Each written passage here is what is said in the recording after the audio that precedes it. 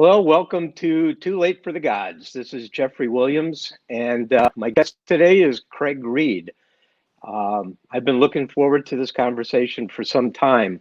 Uh, Before we go on too much, it'd probably be best to have Craig introduce himself, and Hi, after that, we'll get into it.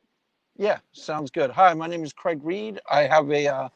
I've been sort of doing makeshift apologetics on Twitter and YouTube for about 4 years. It sort of happened spontaneously. It was the 2016 election, and I just started a Twitter feed and started debating people, and then kind of like it looks like you did, just sort of spontaneously started a YouTube channel just to elaborate on some of the stuff that I've been talking about with people. And most of the people who watch your channel probably know who I am or probably interact with me. Right. And like I said, I watched your conversation. We'll go into this as we talk, but part of why this is happening is I watched your conversation with Christian Idealists, and I thought the conversation was actually excellent. And a lot of the stuff that you and I seem to be talking about on Twitter, we seem to agree on a lot of key areas, and I want to kind of flesh out. But I'll let you say what your position is. But I want to kind of flesh it out so that it's clear how much we agree on and what exactly, because it seems to me like you base a lot of your conclusions on the established physics, as far as I can tell. And Right. unlike most of the people on Twitter, when you write a stream, one of the things I've noticed about you, when you write a Twitter stream about like interpretations of quantum mechanics or something, I'm always like, yeah, well, that's right, and that seems right, and it does. You're not just talking out of your butt. You're actually like writing things that I'm like, yeah, those are true. The things you're writing right there, is, as far as my understanding, is correct stuff. So that's why I was like, yeah, I think this conversation will be good, I think because so I too. loved your conversation with Kyle. I thought it was awesome. Yeah, in all honesty, the two times that I've had Kyle here, those are my favorite videos. The guy's, I mean, he's a young kid, but he's brilliant. And He's super bright. Yeah, what absolutely. one of the things that, a long time ago in a different century, I was a professional jazz musician, um, and I knew right away that the better the people around me I was playing with, the better I played. Right. Um, and and Totally. and I had that feeling with Kyle. He was fantastic, and we got into some great stuff. And I know that we will do that again tonight also. Um, Yes, I agree. Let me. I'm just going to do a quick preface here on kind of where Kastrup is coming from, and then I'll talk a little bit more about Kastrup himself, who I have an affinity for in a way. He We both his respect him, as I see it, and you can tell me if this is correct. We both respect him as an original thinker, and we absolutely. also respect him as grounded in empiricism and scientific fact. Like he's not speculating off of nothing. He's trying to back it up with. Oh no, Uh, no. Yeah, people try to facilely dismiss him as being either a panpsychic or he's not really a physicist and doesn't understand the physics. Neither of those is true, and I yeah, they're think not that'll even come out close as to true. we talk. Right. Um, but he and I have similar backgrounds. He studied computer science and philosophy. I studied philosophy and physics. Well, to Right. the degree that anybody like me who's a simple semi-literate biker can claim an education. But he then declined after a while any academic position to go into strategic consulting, which is what he does now, and which I did for 30 years. So we had similar backgrounds. Yeah, that's interesting. That I think the background helps with you with your clarity on some of these issues because you're not married to.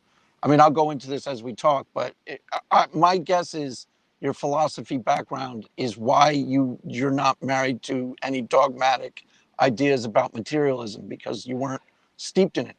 You were steeped No, in philosophy. philosophy, in real philosophy, not analytic philosophy, real Right. philosophy. Heidegger is your go-to philosopher, correct? Heidegger and Wigner are my two guys. Okay. Wigner was a physicist, a mathematical physicist, and just one of the most brilliant minds of the 20th century. Heidegger was the most brilliant mind of the 20th century.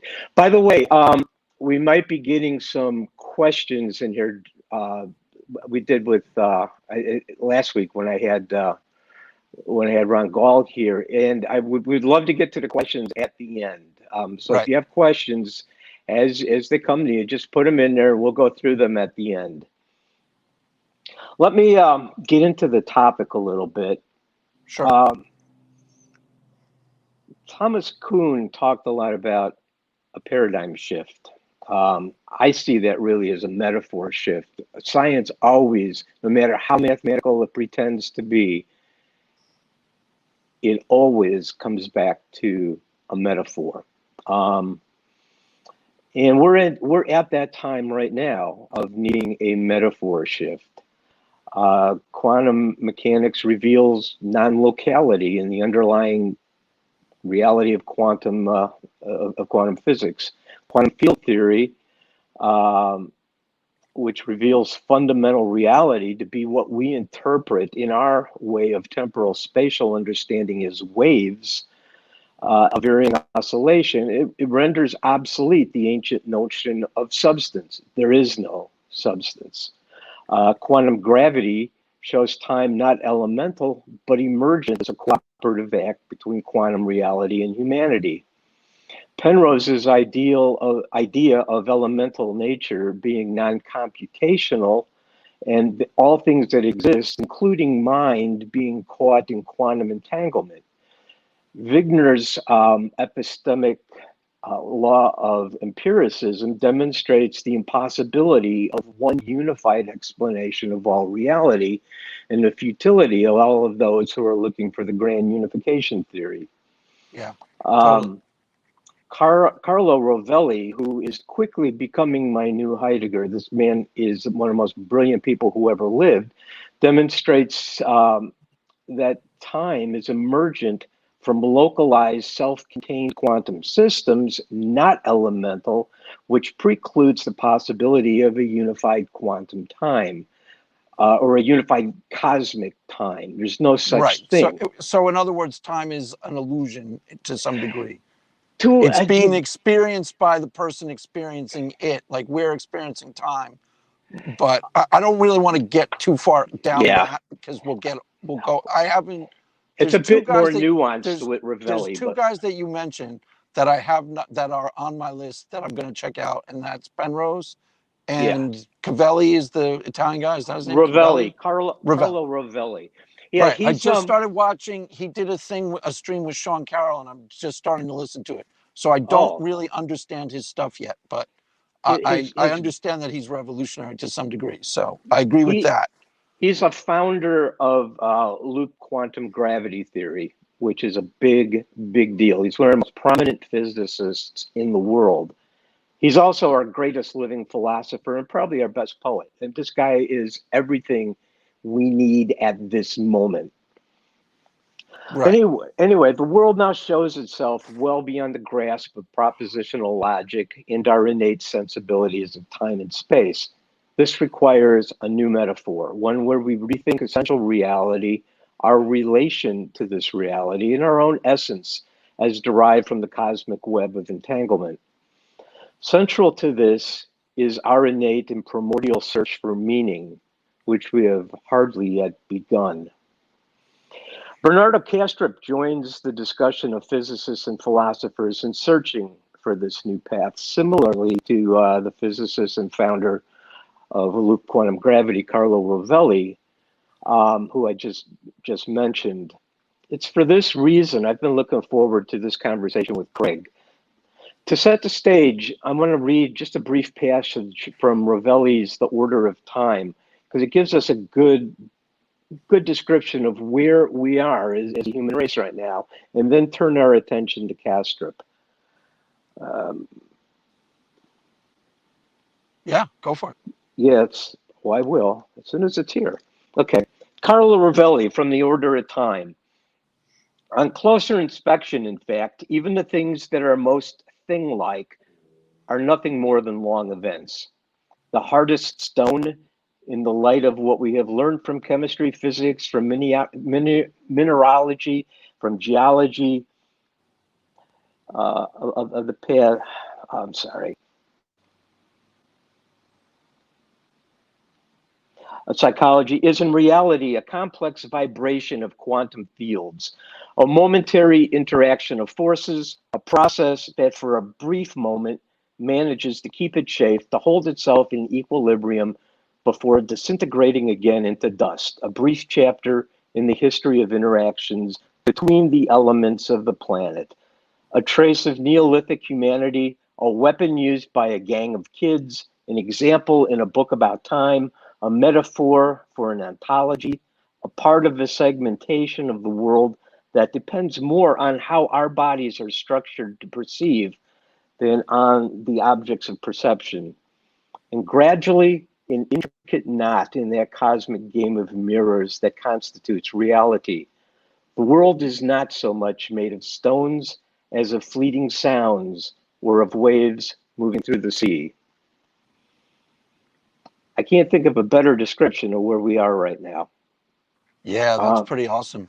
And then you're right, actually, because that almost sounds Shakespearean in like, you know, it The man's a almost sounds poet. like, yeah, it almost sounds like a Shakespeare sonnet about like the impermanence of life or something like that. So yeah, I'm totally with you. Oh yeah, That's a lot to unpack in just that. But yeah, okay, keep yeah. going. He's a lot more than a physicist. Well, and that's the setting in which Kastrup finds himself, of which he's very, very knowledgeable, and where he does his thinking. And it's right where we need it right now. It's that intersection of philosophy and leading edge physics where all the interesting questions arise. That's where the thinking needs to be. That's where Ravelli is. That's where Penrose is. That's where Kastrup is. Kastrup has developed what he calls metaphysical idealism. Um, what that really comes back to is out of quantum field theory, out of quantum mind, he has concluded that mind is the essential element of all of reality. It inheres in the quantum fields themselves, and everything else emerges from that mind. Now, just I want to say ahead of time, I don't follow him that far. I'm far from convinced that mind is elemental, and Right. I'll explain why later. I also cannot rule it out. Um, he derives his thought from several areas. The first and probably biggest influence on him is Schopenhauer and Schopenhauer's idea of will. Yep. And I think, oh, shoots. What? I'm going to have to switch out of these AirPods and put in another thing because they're about to die. Hold on 1 second.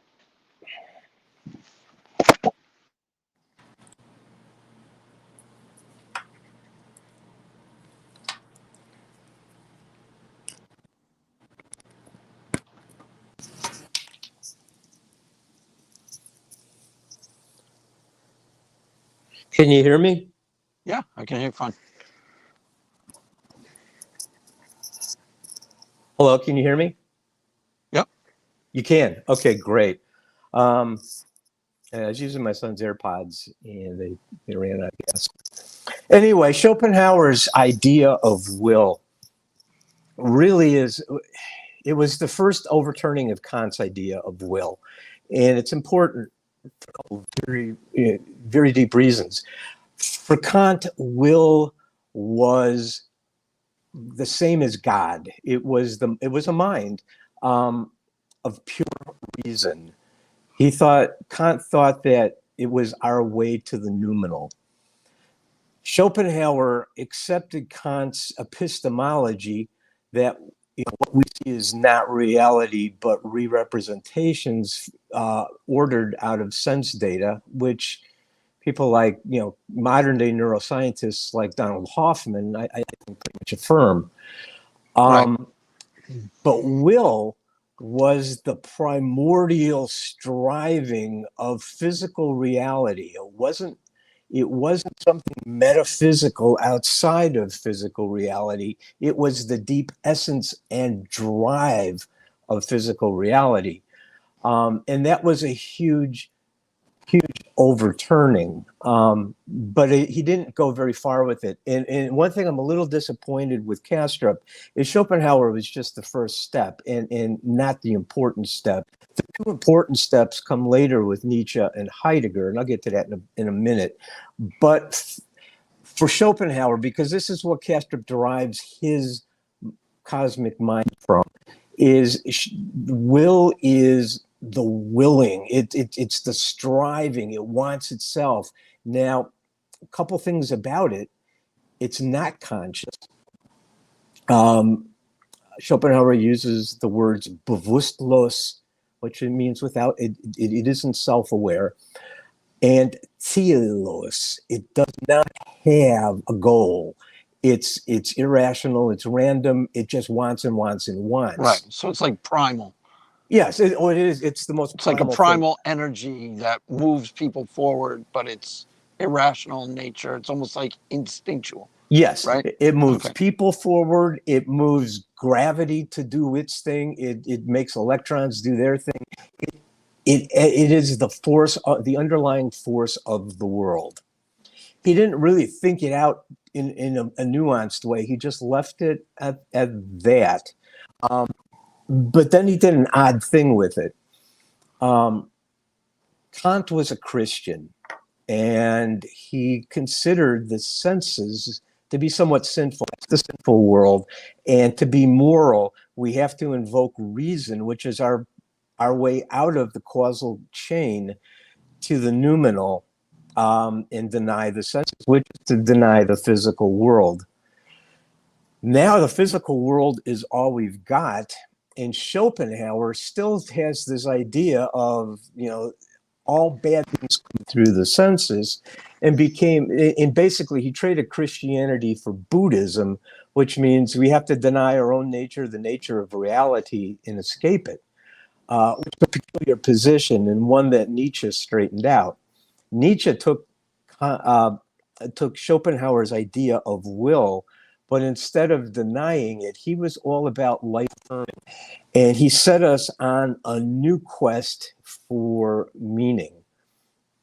And it's that idea that Heidegger picks up as being and gives us, to this day, the most profound and the most nuanced thinking of primal essence, which he calls being, and our connection to it, and how we derive meaning from that. And I wish, if anything, that Kastrup would update himself a bit with that. Ravelli does. I mean, Ravelli understands Heidegger perfectly. In fact, he understands all the philosophers perfectly, and he takes it to a whole different level. But anyway, this cosmic mind is what Kastrup develops out of Schopenhauer's will. His other pillar is the same as mine, but I believe he totally misinterprets it, and that's Eugene Wigner. And he references often the same writing that I reference from Wigner. It was a paper he delivered, I believe, in 1961 to some mathematicians of a very mystic nature. And it's called The Unreasonable Effectiveness of Mathematics in the Natural Sciences. An absolutely seminal paper. But Wigner was brilliant, and he was extremely nuanced, and you need to really ponder what he's saying. And superficial readers of Wigner think what he was saying was, wow, there's this magical connection between math and reason and the outside world. How miraculous. Well, he meant that ironically. And in that same, well, let me back up just a bit, because there were, coming from Schopenhauer through Heidegger, there are two trends that are absolutely critical. One of them is the overthrowing of all metaphysics, which goes all the way through Kastrup. And the other was the recognition that there are two modes of knowledge. Reason is one of those, but aesthetic knowledge is more primordial and more profound. They tell you two different things. And that goes all the way through Kastrup, and we're going to get to that in just a minute. So anyway, for Wigner, he first of all traces the history of math in people as coming from the aesthetic side, not the objective, rational, scientific side. It was an aesthetic endeavor, and you see that with Pythagoras. Pythagoras studied mathematics because he believed music was at the center of all will, basically, which is what Nietzsche thought also. And he thought he could understand the vibrations better through geometry and just through math. And so it started out in aesthetic, and at one point it became a practical matter, especially when we became an agrarian society. It was important to count things like bushels of grain. And he talks about how that we projected math onto events in the world which were approximate and fleeting. There wasn't this magic connection at all. Basically, it's kind of a bit like Kant in that we are interpreting events through our modes of understanding, but it's not really how things are. There isn't this magical connection between math and reason and reality. And he argues out of Henri Poincaré's essay, where he took four geometries, which were perfectly internally consistent with completely contradictory assumptions among themselves, which means that you can make that rational constructs are local. They're not just approximate, but they're local. They don't have universality. And Wigner makes a lot of that in this paper, and then goes on to show that, since Newton, physicists have tried to adopt mathematics as the language of physics. Now, as I said before, they never can stick with it. It always reverts to the aesthetic metaphor, always. Any physical theory you can think of, I can tell you the metaphor they use for it. But that's how they thought they were describing the world. And it was a naive realism that assumed an automatic connection, which Wigner demonstrated doesn't exist. And so did Poincaré about 50 years before Wigner. Now, what that means is that we are now at a point in science the reason I brought up Ravelli is that is the point of science we're in right now. Time and space don't really exist. Logic doesn't explain the most elemental level of reality. Quantum fields laugh at your attempt to rationalize them. Quantum mechanics has never had an adequate interpretation that tied it to the world because we can't even conceive that world. So what does that mean for philosophy? What does that mean for us in our search for meaning? Are we just lost here? Or maybe we need to reclaim the aesthetic mode also. And I love Kastrup's description of this. He said, right now we're lost in a time of reductionism. And he called this the time of the gods of the nerds. And the nerds... the gods of the nerds. Yeah. Yeah. That's atheism in a nutshell, basically. The science. No, it's not atheism. No, it's not atheism. Your version of atheism, but the science is everything type atheist. The science, yes, he means reductionists. Yes, materialist, eliminative materialist reductionists. Yes, he means absolutely. them, and he means analytic philosophy. He also means anything that is totally grounded just in technology. Right. In fact, I want to quote him because I love this. He goes, "It's not okay to be a nerd. A nerd is somebody who has a profound imbalance in a number of psychic functions." Yes, And he talks totally. about scientific reductionism, analytic reductionism, and propositional knowledge. Totally. Now, I just want to interject here that my hero, Heidegger, covered this earlier and better with his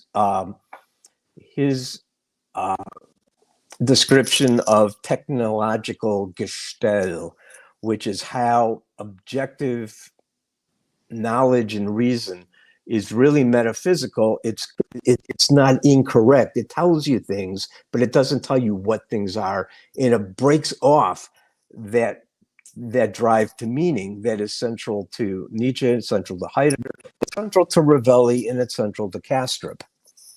Right. Kastrup, actually, interestingly enough, he's done a pretty thorough analysis of Jung, and he's done a really thorough analysis of Schopenhauer. Yes. But as far as I know, he hasn't done any such thing about Heidegger at all. I've never seen him even referenced. So no, I never have. I doubt that he's read him.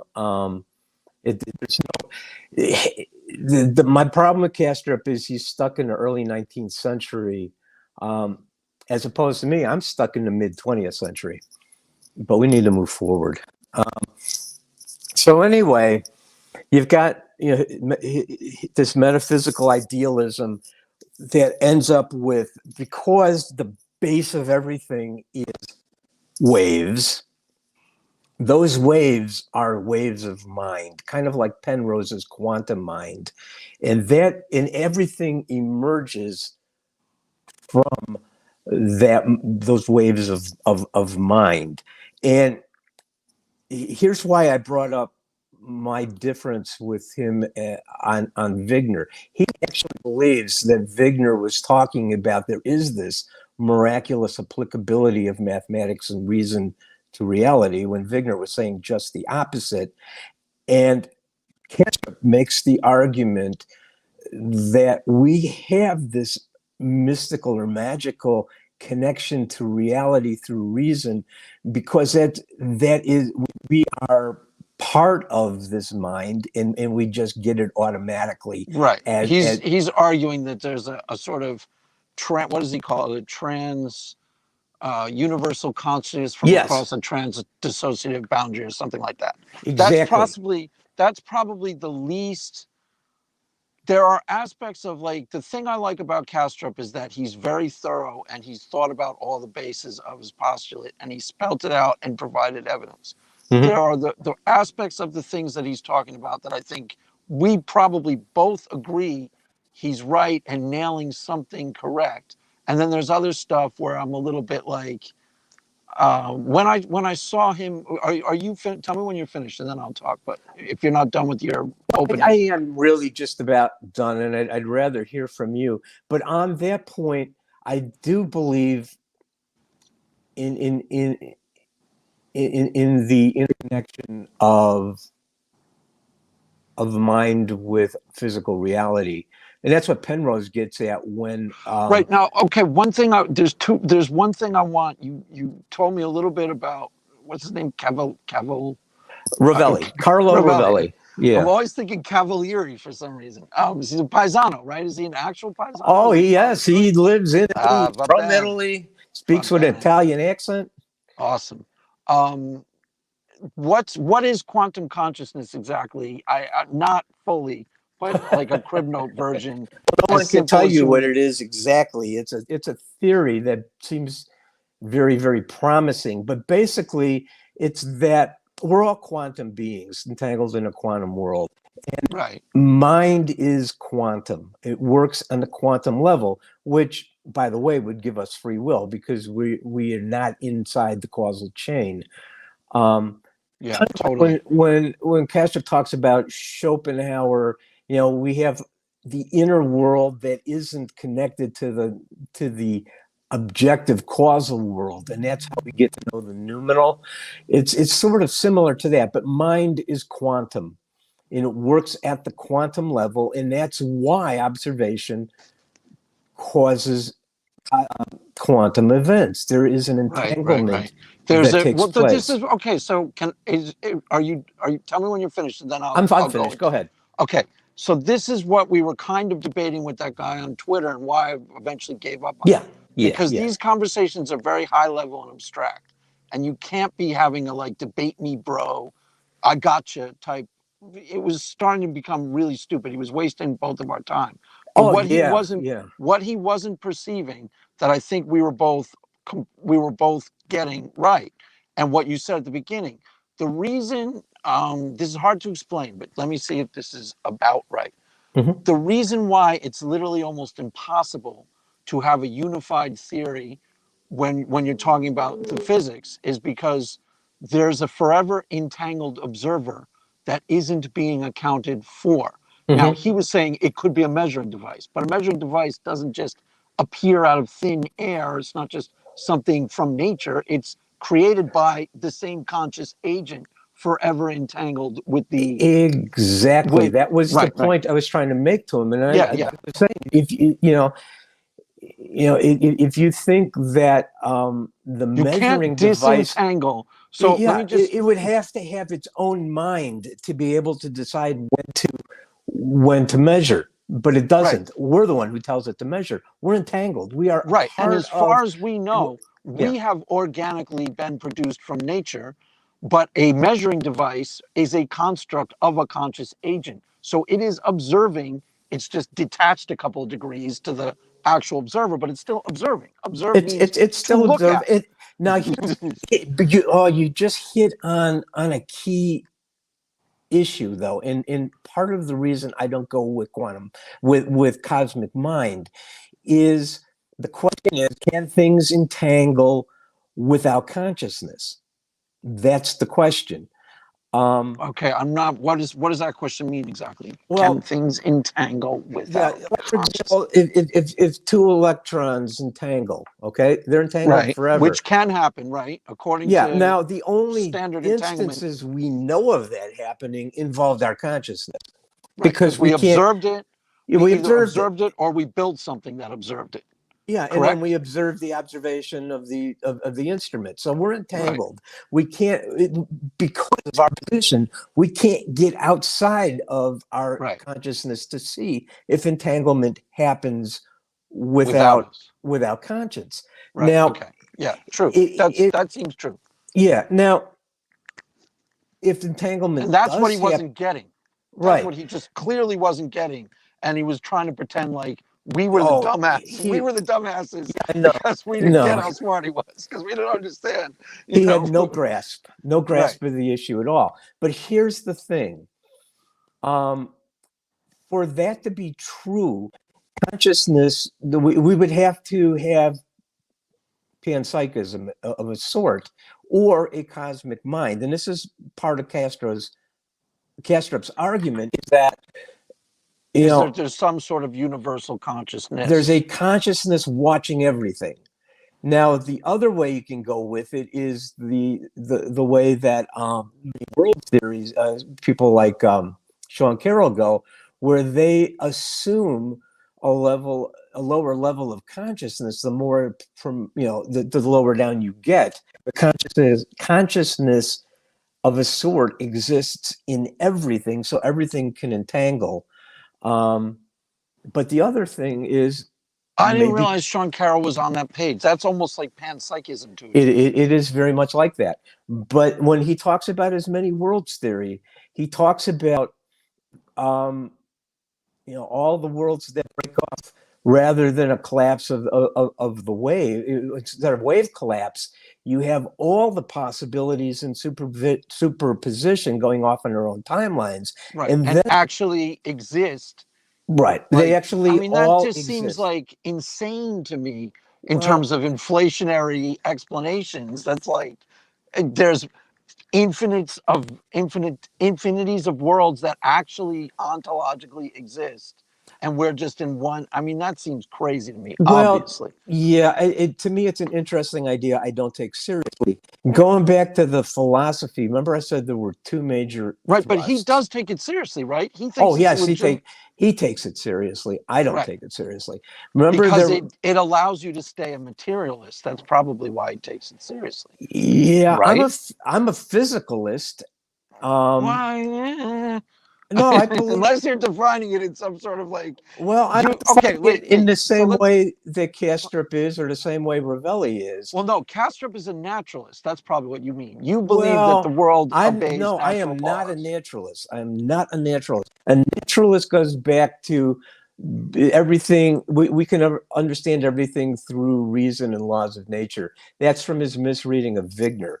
I'm a physicalist in that, uh, first of all, the most elemental thing in reality are quantum fields, which are waves of varying oscillation. Okay, That's I physical. agree with that. It's not material, but it's physical. That is the physical universe. Everything that emerges from that really is our representation. But in reality, everything you look at is simply an incredibly complex symphony of oscillations of the interplay of quantum fields. That's Yeah, what I mean, see, I reality totally, is. But but that's see, I physical. totally, here's, okay, but here's where it gets complicated. And this is Mhm. why you can't have these as debates, because I agree with everything you just said. I'm almost positive Kastrup would too. Do you see what I mean? Yeah, yeah. I'm almost positive I've never heard him say anything that contradicts. Oh, no, no, he says that explicitly. So where I think, and this is how I phrased it, but there may be a more precise way of saying this. If the decision is binary between materialism and idealism, then I'm an idealist.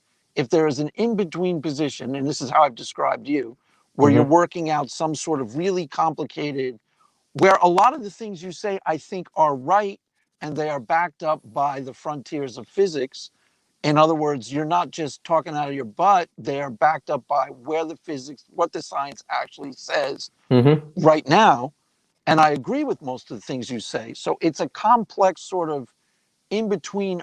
You do sort of agree that consciousness is the ontological primitive, or at least could be, right? It could be. I don't believe that it is, but I don't rule it out. Right. Let Okay. me go back to something I was trying to say just a couple minutes ago when I talked about the two major threads of thought in the last couple hundred years. I said it was the advent of aesthetic knowledge, Yeah, I and love the word aesthetics, but you always get really close to spiritual. You've got to be careful I because aesthetic is I never religious to quite me. get there.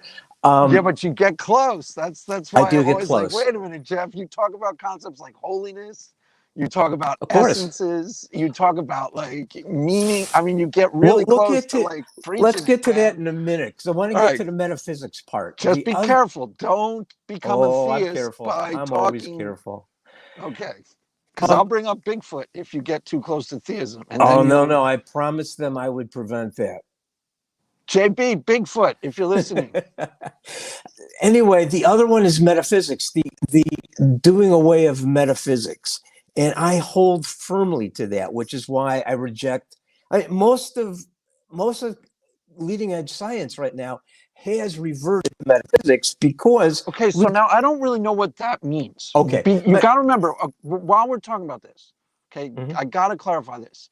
I'm a layperson, so I have never taken philosophy courses. So if there are precise definitions of metaphysics that you seem to mean, I don't know Okay. what you mean. All Do you right. know what I mean? Yeah, let There's me talk about that. sometimes this hinges on really precise definitions of things, and I'm using layman terms all the time. I use it in the continental, especially the German tradition, is different from the analytic tradition. I mean it in the fullest continental division Okay. definition, and that is anything outside this, any thought that is not derived from sense data directly. For example, a god would be metaphysical, Okay. but many worlds is metaphysical also. Right. It's a speculation based Exactly. on Multiverse basically nothing. is metaphysical. Just Well, speculation. it's It makes sense, but it's ridiculously inflationary.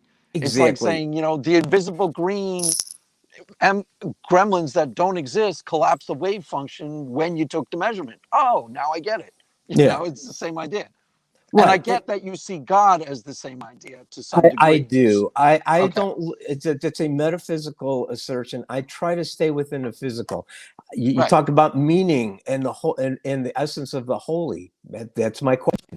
But I don't look for it metaphysically. I resolutely resist any sort of metaphysical speculation. I want it coming directly out of being and my experience within being. And I don't stray from that, which is why I don't. Here's physics, contemporary physics is in a crisis, and that's what I talked about at the beginning, and that's what Ravelli was talking about. Was we cannot. It's beyond what we can sense. Okay, we sense in space and time. It doesn't exist in space and time. We are way too dependent on the propositional logic and reductionism, and we need to recapture the aesthetic knowledge, because that's how we're going to know these things, because we can't know them through propositional logic. Right, but alone. aesthetics is getting into territory that's I would call spiritual, and I think you even call spiritual. It's intuitive, it's emotional, it's where art lives, it's where music lives. Oh yeah, exactly. And it can be sensed through it. You can be a genius of guitar like Jimi Hendrix without being an intellectual genius. Like, I'm sure he might have been really smart. Oh, he but was he could actually incredibly intelligent, but right, but he might not have been. But yeah, he might not have been. His thing was, he lived at a time when music just permeated everything. You could practically pick up a guitar and it would play, and he was plugged into those waves perfectly. And one of the greatest, productions of music ever was through him. Let me go back to Heidegger. And he's doing it all intuitively, and I would call that somewhat spiritually. And I think you might too. Spiritually? Yes, but not a metaphysical spirit. More like, not spiritually like God's commanding you to do it. More like what finally developed out of Schopenhauer's will. Nietzsche took that. It's definitely will. Yeah. In that Nietzsche case, it would be will to create. Of the holy. Right? Yeah. When it got to Nietzsche, will was where it was everything. It was profound. If we were going to find meaning, we had to dive into will, and instead of like Kant and Schopenhauer trying to reject it and deny it, we had to be yes-sayers and affirm it.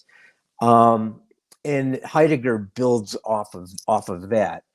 But for Heidegger, aesthetic knowledge is everything. It's so. Poetic What does thought. Heidegger mean? Heidegger is Dasein, right? Is that Dasein in Heidegger is being, the human correct? mode of being. It's the being there. We're the beings who have the self-awareness of knowing we're there. We're right here. We see what's around us. We see our connection. We're aware of it. We're being. Dasein literally means being there, and it's the human condition of being. Okay. And so what Jimi Hendrix, which tied into Schopenhauer, would be will to create, plugging intuitively into his guitar. They said at 3 o'clock in the morning, he would fall. They'd see him. He fell asleep with his guitar. He'd be playing until 3 o'clock in the morning. Right. And Keith Richards, same thing. Was constantly same thing. Constantly playing his guitar. And Keith Richards, just while we're on the subject, I thought transcended his own ability, because he's sometimes just absolutely awesome, but Hendrix was by far the more talented in some ways. So Keith Richards outdid himself. There is real magic in being in a lot of Keith Richards' chordal playing behind there. I told you. Absolutely. You play guitar, by the way? Do I? Yes. I played professionally for a long time. Guitar? Yeah. Oh, cool. I played when I was in Chicago. I played all the I play R&B, jazz, and blues. My Oh, real love is cool. R&B, but I play a lot of jazz and blues too, and I play at all the clubs in Chicago. Oh, cool. So cool. And you're a In fan of fact, Keith Richards. there's So my there you go. guitar in the background there, if you can see it. Right. So the opening of like "Gimme Shelter," that's like one Uh-huh. of that's like absolutely like possibly one of the most brilliant passages of music in the '60s, I think. Sure. And Now, then if like All Along the Watchtower with Jimi Hendrix, absolutely like the first time I heard that, I was like couldn't even believe it. oh yeah, I'm with you on that. Now you talked about Schopenhauer, but this really has more to do with Nietzsche. Nietzsche believed, it's Kastrup believes mind is The primal. ontological primitive, right? Yeah. Consciousness. Nietzsche believed it was music. And we have this in what happens is music plays through us when we're authentic. And I had that experience. And Heidegger refines it a lot. Absolutely. Yeah, totally. You had that experience. You mean you literally had that experience as a jazz player where you weren't playing the music, it was literally playing through you. Exactly. Yeah. And Heidegger picks that up through poetic language. And that's Heidegger's idea of how we're going to discover the holy and meaning is being speaks through us when we listen, when we're authentic, when we're in what he calls Gestalt, or the technological world or the reductionist world. Being doesn't speak through us at all. We're speaking through our dull concepts. But we go back to the aesthetic and we let being reveal itself and speak or play music through us. That's when we're authentically connected to the essence, and that's where we find meaning. That's where we find morality. Yeah, I totally agree with that. How does it morality? How did you throw that in with that? Everything you said, I just agree with. So okay, this is where this gets weird. We agree on a lot of stuff. So. Just like with Kyle. All until you guys make a metaphysical assumption of God, until we and go. we part way. So why don't you believe in Jesus? Then you're like, wait, shut up. Because I won't until we take try to loop it back steps. to God, you and I are on the exact same page. Right, exactly. Okay, that's so right. how is that moral though? Where do you see morality? Moral resides. The moral resides in the essence of being. We are part of being as Dasein. And we can find it in our nature if we listen. It's to trivialize it a bit. I can go back to Hume and say morality is an innate sensibility that we refine. Okay, can I maybe try to fill out the concept? So, like Jimi Hendrix playing his guitar is moral in the sense that it's right, it's pure, it's holy in the sense that it's the right thing to be doing with his talent. He's maximizing his gift or something like that. Is that close to? Well, so it's morally, no, it's good. It's a good thing to do. It's right. A good thing. And we're understanding a lot. Well, I mean, you can understand morality through that, but the morality itself, it inheres in the essence of being itself.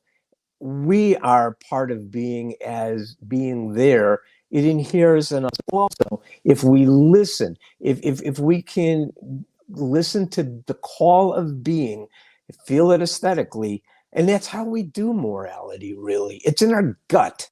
If you saw, if you saw somebody torturing a baby, you would feel compelled to do something morally about it. Yeah, you wouldn't go through propositional logic to come up with that's immoral. You feel it in your gut, and we feel it in our gut because of that innate sensibility. It's an innate sort of, not necessarily primal, because it is planted in you to some degree by your society. It is constructed in you to some degree, but it's also innate to some degree, right? It's like a relationship between construct. Slightly differently.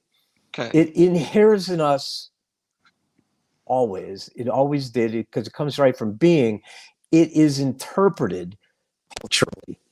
And that interpretation seems to have a direction. Our morality now is hugely So, oh, wait. refined That's compared to actually 3,000 kind of years good. ago. I'm Wait, sorry? that's kind of good. That's actually kind of good. So it's something. Oh, man, that's almost really good. Say that again. I'm almost really good. Yeah, no, because that actually answers a lot of these weird questions people always ask. Yeah. It's being interpreted back from the culture, but it's something innate, Yes. and the Yes. culture is living it out, and culture is pushing it towards, in some sense, a true north or right conclusions about moral. Ultimately, they might be moral propositions that have correct conclusions, Right. like a true north morally. I don't know. There's something I really good there. believe the more we listen to being, the more we head in that true north. I mean, look at the changes over 3,000 years. Things that were totally acceptable 3,000 years ago, much of that we find morally repugnant. And Right. it And you're saying all, that that's partially in dialogue with our culture, art uh-huh. being a big part of it. Hemingway, I think, said artists are the unspoken legislatures of the world, so that they're actually guiding the conversation forward. And they're influencing the entire culture that is reinterpreting this stuff back and moving towards a pure expression of morality, like a true Yeah, north, something like that. something like that, something like that. But Yeah, we I think seem, that's actually insightful. and you can't lay it down with laws because there are no moral laws. It's a sensibility, not a law. And it's laws are systems that, as Wigner showed, always break down once you move beyond. It's well, I should go back. You know, Wigner, he talked about his epistemological law of empiricism, which showed that all rational systems, all modes of understanding within reason, only apply within the limits of time, boundaries of time and space, and chosen events. And once you pull back and get a bigger picture, they always pull apart, always, which is why Newtonian physics contradicts relativity and relativity contradicts quantum physics, because those interpretations are only good within their assigned boundaries of time, space, and chosen events. And so you can't have moral laws. It's something far more nuanced than that, and to try to legislate it is futile. You need to just experience it. So that, but it does seem to go in a direction that's more open, more accepting, more loving, less judgmental, far less brutal. That's the Far less direction it brutal, seems to yeah, go. definitely. You know, and the example I always point to is, have you read Dostoevsky's The Brothers Karamazov? Yes. Okay, I mean, one of the top 3 novels ever written. Yeah, absolutely. At the end of it, when Alyosha has gathered all the kids around after the horrible experience of, you know, that one kid's father and the suicide, you know, all of that horribleness that just wrecks your soul. At that moment, you experience morality, and you experience it through the words being spoken through Alyosha. That is knowing morality aesthetically. Propositional logic could never get you there. Dostoevsky does it aesthetically through poetic thought, and at that moment, Right, but okay, the essence of morality. Yes, I totally agree with you. And there's something that Bernardo Kastrup says that's very similar. But he says it's kind of like you can't wrap your brain around his postulate. You can only know it epistemically, but it's a very similar idea. The same thing. Yeah, same thing. It's a type of knowing. This is why. Have you watched John Vervaeke's videos yet? Are you interested in him at all? I don't have. I'm not very interested in John Vervaeke. I did, you know, on those 2 very long conversations he had with Kastrup, I only saw the one. There's a second one? There's a second, yeah. They have a I round haven't seen 2, and that one goes for 4 hours. Oh, But wow. the thing is, Vervaeke was always 2 or 3 steps behind Kastrup. Vervaeke is a perfect example of one of those reductionist scientists who knows the problems of reductionism but cannot figure out how to get out of it. So Right. Vervaeke is I don't find very interesting.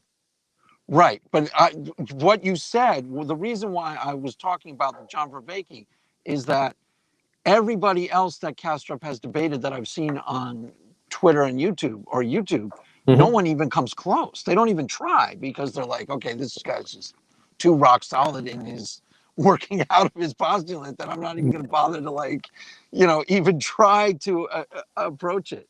So there are things that you don't agree with Kastrup. Yes. And what essentially you think it's possible? Let me see if I can guess. You think it's possible that consciousness is the ontological primitive. That's at least plausible. It's plausible, and I understand his argument for it, but Right. I cannot draw You're that not going to sign off on conclusion. Partly because of my refusal to go metaphysical, and that's a metaphysical assertion. And the other part is, to me, it's equally plausible. I mean, waves are the bottom. From everything we know at this point in physics, elemental reality is oscillations of quantum fields, waves. That's what reality is. Now he's saying that it has to be mind because mind can't emerge from something that's not mind. I don't know that at all. I can equally imagine that waves reach a point where they do start. I mean, there's all kinds of things that emerge from waves. We know mind is, well, we don't know, but it seems likely that mind is quantum, which means it's waves also. But it could be a far emergent manifestation of quantum waves that took billions of years to come about. Again, we can't know that.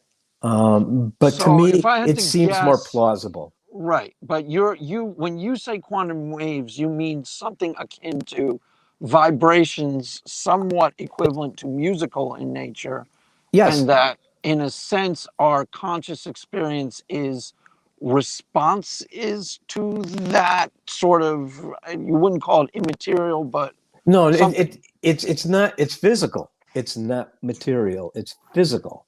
The reality at its most Am I real getting right level is waves. am I getting right what you're kind of Yeah. Yeah. thinking at? It's Yeah. some sort of vibrational wave. You mean something akin to music that's vibrational. Right. That's the fundamental building block of reality. Yes. It isn't material the way the materialists think it is, but it's But it's physical. right. And from that, consciousness is just our experience of that. I don't think Yes, that's which that is a far very from late Bernardo. development, Right, like but I don't about a think that's six that all that billion. far from Bernardo Kastrup. That's really not. No, That's no, in a Kastrup inverts it. He puts it the other way. He says that the consciousness was always there billions of years before we were. right. But if you just be a little bit charitable with what he means by universal consciousness, he could easily mean your wave vibration synthesis thingy. Do you see what I'm saying? You Your bring up an wave. important point. To understand Kastrup, you need to fundamentally rethink what consciousness is, what mind is. They're not the same thing for Kastrup, and what unconsciousness is.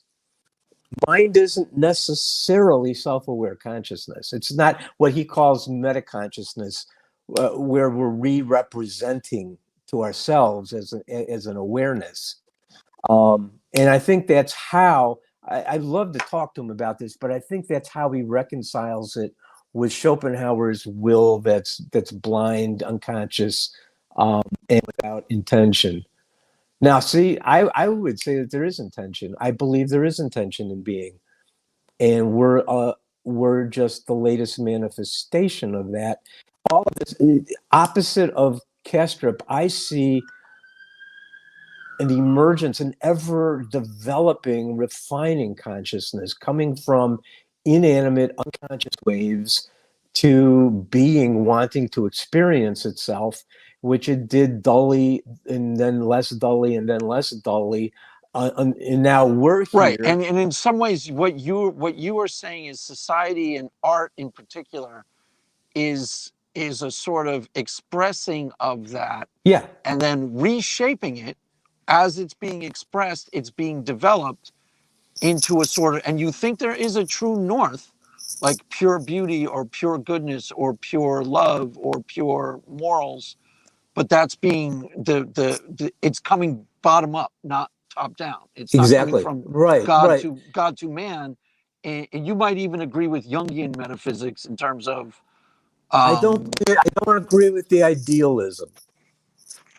I right. don't think that we have. No, a lot of what you're saying, I almost completely understand, and I guess I agree with it. I don't know how it squares with Christianity, but Well, see, it makes that's the complete sense to interesting me. thing, is it doesn't. Let me tell you a little bit about. I came out of Christianity at 18, and I went through a period of cosmic consciousness and immortality of the soul. I still was holding on to that. Mostly because when I was in high school, one of the first books to really make me start rethinking things, which is, it's a book I don't go back to anymore, but it was by Père Talab du Chardin, who was he was a Catholic priest and a philosopher. He wrote a book called he wrote a lot of books, but one of them was called The Phenomenon of Man, and he talked about a cosmic consciousness, which he called a noosphere, that Right. we're all part of. We're individuated in this life, but we are still part of it. And when our bodies die, we're still mentally part of it. We never ever leave it. And I believed that for a few years, and until I became more acquainted with some other philosophers. But that was my transition phase. Was going from Christianity to this noosphere and cosmic consciousness to wherever I am now. Right. I came to Who knows? consciousness before I was a Christian through Ralph Waldo Emerson. Uh There's huh. the famous what's the most famous one? Walden Pond? No, that was Thoreau. That's Thoreau. Yeah. No, the I forget it off the top of my head, but it's basically about cosmic consciousness. Mm-hmm. And he was, he was the transcendentalist. Right. So I Right. really tracked with that a little bit as an agnostic, because I could reconcile that in agnostic terms to some degree, almost exactly how you're talking. I called that me starting to believe in God intellectually, but I understand why you say that's not believing in God. But to me, there's you're talking about something. I don't know. It's hard to explain. Keep going. Yeah. I'm about to like talk myself into like circles and not know what the hell I'm saying. Go ahead. Yeah. My transition was probably a little bit more conventional. I had a professor, a French professor, who was a Christian, very strong Christian, and a philosopher, Paul Ricoeur. And he's obviously from the continental tradition. And he says in Europe, the theologians take Nietzsche and Heidegger far more seriously than many philosophers do, because they're asking the same theological questions, meaning and morality, Right. Exactly. but they're looking for it non-metaphysically. And that's probably where I am too.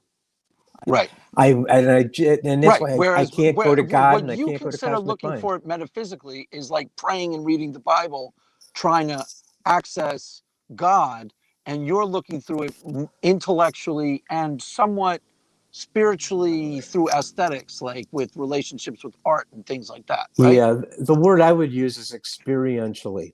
Experiential. I, That's the only I reason why I brought up John Vervaeke, because he uses the same word. That's why I brought him right. up. He uses the same word, but he uses it somewhat shallowly. I'm talking about that awesome aesthetic experience that just leaves you speechless.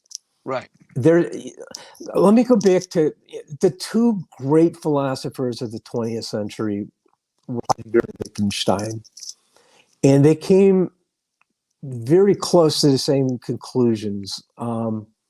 There's a mystical. They call it. They were German. Das Mystische, and in there, inherent in that, it's the mystical. It's the mystery that draws us. It draws thinkers. It draws artists. And when physicists are honest, they'll admit that's what draws them also. The mystery. Yes.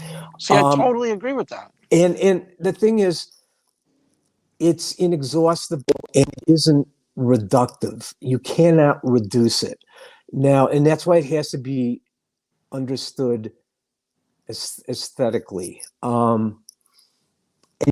There's a part of it that we can't say. It doesn't reveal itself to us, at least not through the way that we have evolved to this point in our understanding. And you have two choices, and one of them is the honorable one. You can go into metaphysical speculation, which is just nothing, or you can say nothing at all. Now, the only difference between Wittgenstein and Heidegger was Wittgenstein was convinced you could say nothing at all, that we just simply couldn't talk about the mystical. And so we should just forget about it, just abandon philosophy entirely. Heidegger said, yeah, we should abandon philosophy. It's a total disaster. But we can talk about it poetically. We can talk about the mystical poetically as long as we don't go so far as to veer into the metaphysical once again. So it's limited, but it's accessible to the degree that we can hear it. It's accessible aesthetically through art, through experiences of culture, through... Yeah. I mean, all of this experience it at times. I remember SJ once said that, she had these mystical experiences. And I said, yeah, I do too. But we interpret them very, very differently. It won't go metaphysically with it. Whatever mystery there is, there's so much mystery in this physical universe. I don't need to invent any new ones. This is more than I can handle right here. Right. And it's the same thing with cosmic mind. To me, it's just plausible that, first of all, we can't know it, so it's metaphysical. But second, it seems more plausible to me that mind it took billions of years for these quantum waves to bring emergence to the point where it could experience itself. And that's what it does. Anytime you experience something, you are part of the quantum web, the entangled web. We're all part of that. So if you're experiencing something, you're a part of the cosmos is experiencing something. And that seems to me intentional. Well, yeah, there's intentionality entailed in that, because it's like if you go back to will and representation. Will, he meant it only as sort of a blind, intuitive seeking. But you could also, when you start talking about will to create, which is something higher than just surviving, eating, fornicating, but it is will. Like an artist is willing. It is like a Shakespeare is willing to create. And in that sense, realizing a lot of the things you're talking about, mysticism and experiential mysticism, and he's fulfilling what I would call divine destiny to some degree, but you would probably label it differently. I would label it differently, but I think there's a huge overlap. I don't believe in the divinities. So I don't believe in the divinities. I believe that there's an essence to being. We're a part of that being, so we're in accord with that essence. We would find something moral because it's in our essence to think that it's moral. It's in our essence to think it's moral because that's the essence of the being that we come out of. Right. Yours is bottom up. Right. Bottom up, but it may actually ultimately wind up with the same insights and intuitions depending on how well you achieve the bottom up you know, if you really apply yourself to like the physics and the practicing of the guitar, you Hmm. know, the people we were talking about, Jimi Hendrix lived, eat, slept, and breathed his guitar. And that's why he Right. was able to achieve so much through it. It wasn't just his creativity, which was enormous. It wasn't just the gifts, but it was how much he was willing to like be religious with it to some degree, right? Yes, exactly. Exactly. That's right. Because he was plugged into those to that vibration. He was plugged into being. He was plugged into that music that's at the essence that Nietzsche saw as the essence of being itself. And to some degree, I go along with it. I see poetry as language with the music still dripping from it. Right. Um, and yes, when it hits you, it's like, it's not a conscious choice anymore. It's just simply what you have to do. Right. And that's even what they say. Genius does what it must. It does what it must. Exactly. That's the differentiation is that, you know, you could not stop Mozart from composing even on his deathbed. He was like, No. write this down, you know, because Yep. he had to like create it. It was driving him, and it was will to a huge degree. That's will. That's what Yeah, okay. Schopenhauer was talking about. We see that the same way. Although there's an ironic comparison to Beethoven's death. He Why? was What did he was like? I don't even want to think about this. no. What was He Beethoven's? I don't know anything he about it. he his He's he like, get was the music out of my. I'm so sick of music. no. It wasn't that. He was mathematically incompetent, and he never learned to multiply. He could not learn to multiply. On his deathbed that last week, he said, "I am determined. I'm going to learn to multiply before I die." He failed. Wow. So he was like, that's the thing he wanted to do. Like when they say there's 1,000 things to do before you die, that He was the wanted to big learn to one. multiply. Wow, that's really interesting. That's Yeah. really interesting. Now, you were a jazz musician, like you were really committed and intense jazz musician. Oh, that was my life. Yeah, jazz and R&B. I played blues also because there were a lot of blues clubs. I could make money doing it. R&B and jazz, I still play those all the time. That's my love. That's But cool, and it's was guitar, huh? I was one of those. I mean, I literally played 6 to 8 hours a day. I started playing professionally at 15. Um, I stopped in my mid 20s because I finally decided to go to college. I went to the University of Chicago, and it's not the kind of school where you can go there and do something else, like play the bars until 4 in the morning. So Right, I had to. Often I think it was a mistake, but I gave up music for my education. right. But ultimately, you were just as committed on the education front in terms Yeah, of. and now it's to me, it's philosophy and poetry. That's my life. It's all I think about. That's what I live. And playing my guitar, but amateurly now with my son, who's a very very good drummer. Right. But the type of bottom up commitment that you are talking about, that you give expression to being in essence, is Hmm. in it could be called your religion, and a religion No, you it's do it to a degree that it is religious. It's no. absolute commitment type thing. But I don't see that as religion. It's Right, not. because you have a word, the word you don't like, but you Right. know, I I don't mean it pejoratively. I mean it like fully committed, It's what eat, I sleep, did. and Yes, and once again, it's not because I choose to. I don't have a choice. I worked my whole life to get to the point where I could retire comfortably and do nothing but think and write. And that's what I do. And it's what I need to do. right. So cool. So cool, Jeff. This was Yeah. pretty much exactly how I thought this conversation was going to go. Yeah, so did I. Are there questions? I mean, believe it or not, we've got no questions. Usually we get questions. I think they're all like going, what the hell are these What the guys hell are these talking two about? guys talking about? These stoner philosophers. Yeah.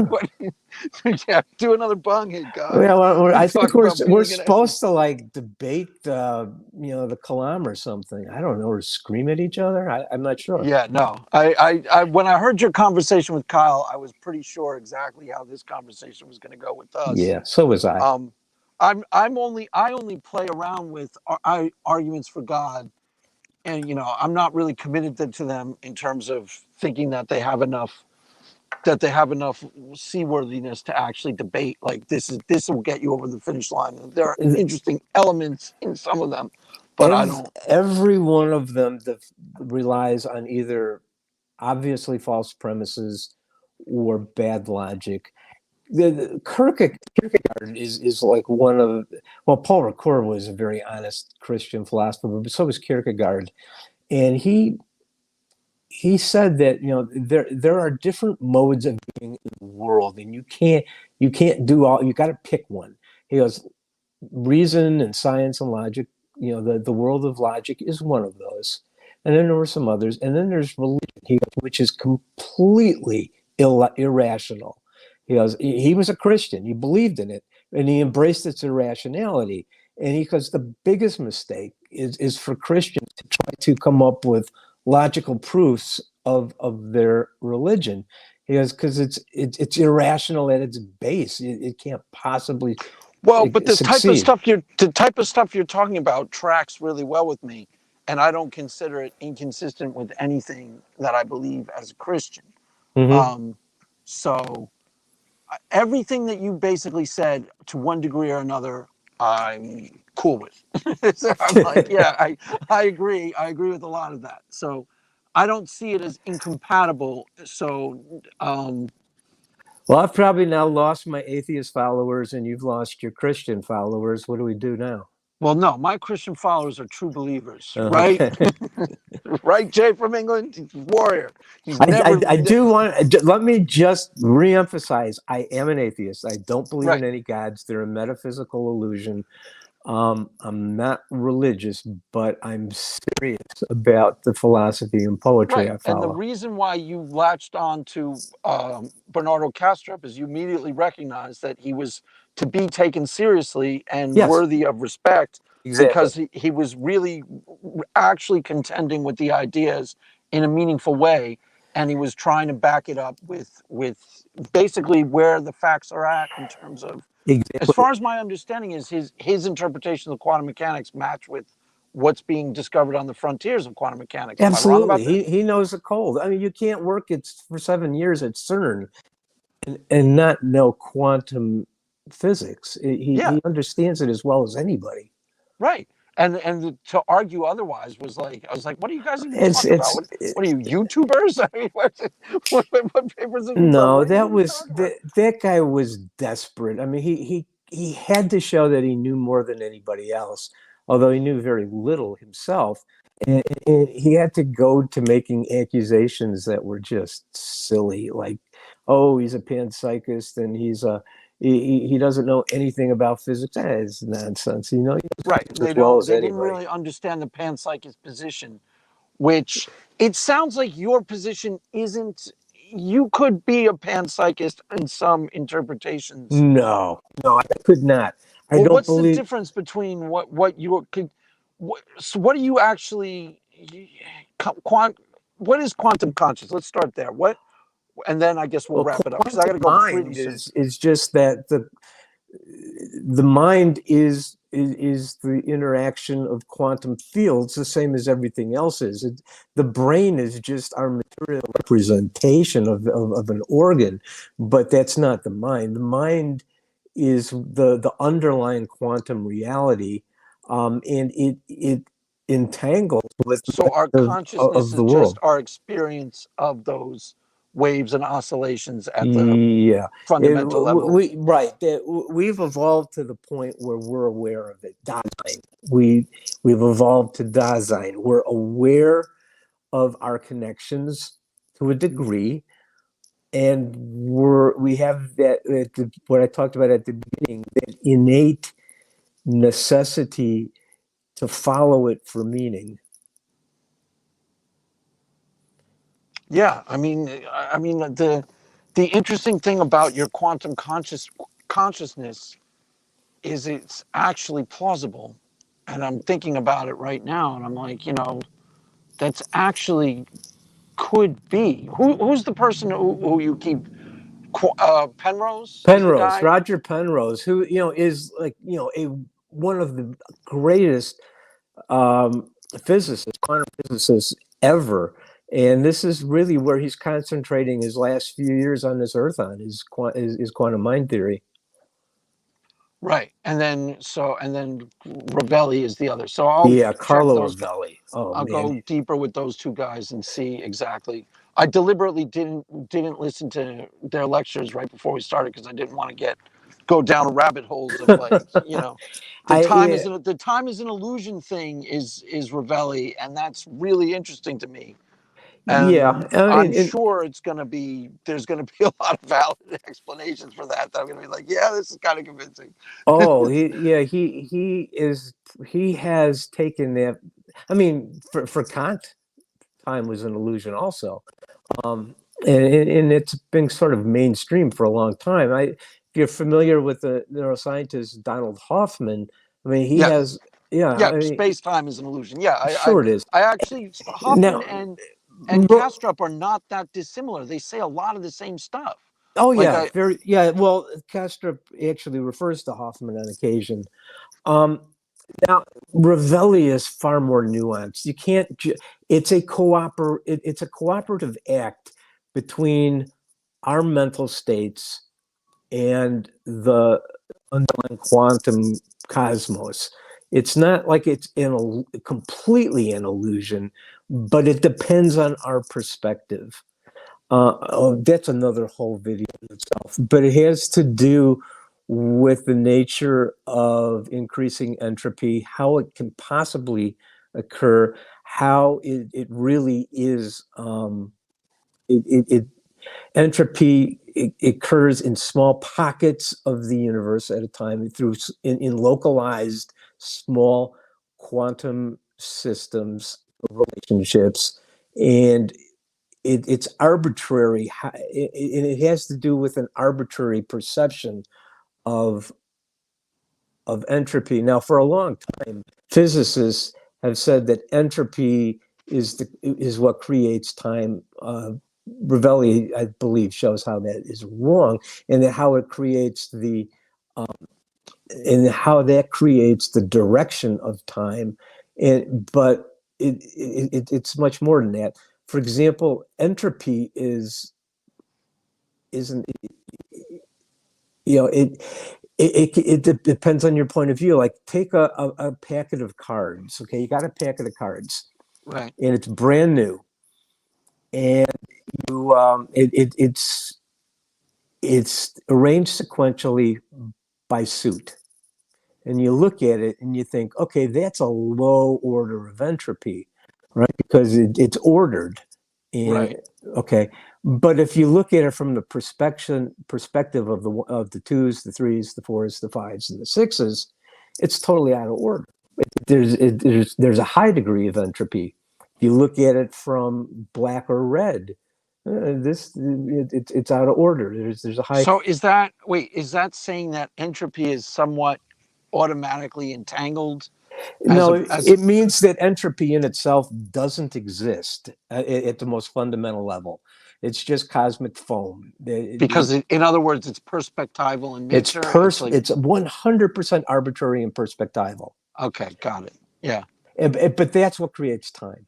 But what's interesting about where that's what the thing that you read at the beginning from the Italian dude, is really interesting, because from our perspective, and this is in a sense, this is actually obviously true that time is illusion, because from our perspective, our life is long, 100 years or whatever, but from the perspective of infinity, it's speck. It's not even like a ghost of a second. Yeah, right. It doesn't even register as a fraction of a second. No. It's nothing. So in a sense, what you're saying is absolutely provably true, to philosophically speaking. Sure. To a certain degree. Yeah, no, it is. It is. Because even the sense of a long time is perspectival in nature. There's no such thing as a long time. Like, I mean, I gotta be in high school for 4 years, and then you look back at that as like a 50-year-old man. You're like, are you kidding? Exactly. 4 years is nothing. It's totally a matter of perspective. Right. Now, that makes a lot of sense, actually. Yeah. I would highly recommend The Order of Time. It's Ravelli's latest book, and it puts everything together. And he's also just such an incredible writer. He's unbelievable. The Order of Time, Carlo Rovelli. I recommend it. Yeah, I'll check it out. I started watching his interview with Sean Carroll about 15 minutes into it so far, and I decided to stop before we had the stream. Yeah, I haven't seen that. He, um, he Now, gave a lecture at the Royal Academy of Science, which is on YouTube, but it is, he tried to, present all this in 40 minutes, and right. it was, necessarily so superficial. You don't really get what his thought is about there. You've got to read the books. Right. Yeah. Yeah, definitely. Well, looks like we have no questions, so we don't have. All right. Well, so cool. But Everybody's. Craig, You know why? You know why we don't? They don't. There are no questions, Jeff, because they're satisfied with our answers, and they're like these guys. They're so amazed that they're like these guys know what time it is. I'm not even going to disrespect them with the question. That's right. Anyway, Craig, I'm so glad you joined me. I hope you do it again sometime. There's so much more to talk about. This was awesome. This is exactly kind of how I thought this conversation was going to go when I listened to your conversation with Kyle. I was like, yeah, this is right up my alley. This is exactly the type of. Yeah, this was great. Thanks a lot, Craig, and we'll talk again soon. Cool. Anytime. All right, thanks. Bye. Bye.